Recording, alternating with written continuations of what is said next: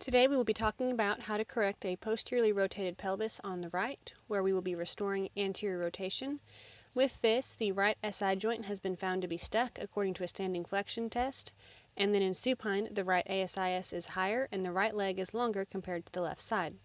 A basic overview of this technique is to first position the patient to the point of restriction, then apply force in the direction of movement restriction and have the patient resist isometrically. We're going to hold that contraction for approximately 5 seconds before moving the patient to the new point of restriction, and then repeat or continue 3 to 5 times or until the movement of the restricted segment stops improving.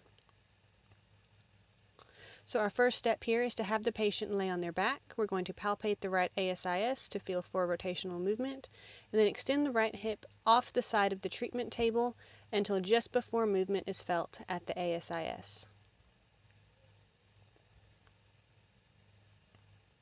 Next, we're going to apply a force pushing the patient's thigh down towards the floor and have the patient resist isometrically by contracting their hip flexors.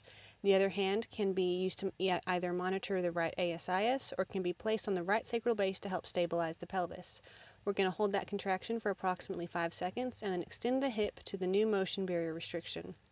Again, we're going to repeat this 3 to 5 times or until the movement restriction stops improving here.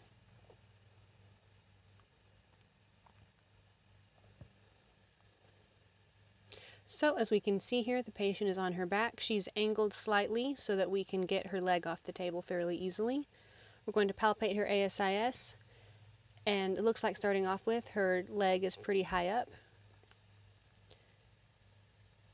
After having her hold that isometric contraction, we're going to position her to the new point of restriction, ask her to hold for about 5 seconds, and then move the leg back down.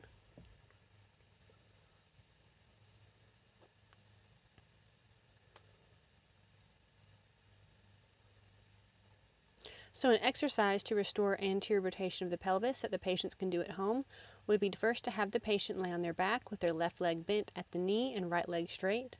Then they should move their right leg until it is slightly hanging off the side of the treatment table but is not fully suspended in the air. Then they can push their right leg against the treatment table and hold for approximately 5 seconds, and then repeat that 2 to 3 times.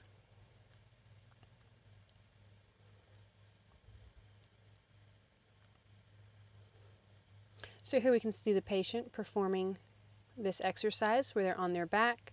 They let their leg kind of hang off the table and then kind of push their knee or push their leg into the treatment table and hold for about 5 seconds.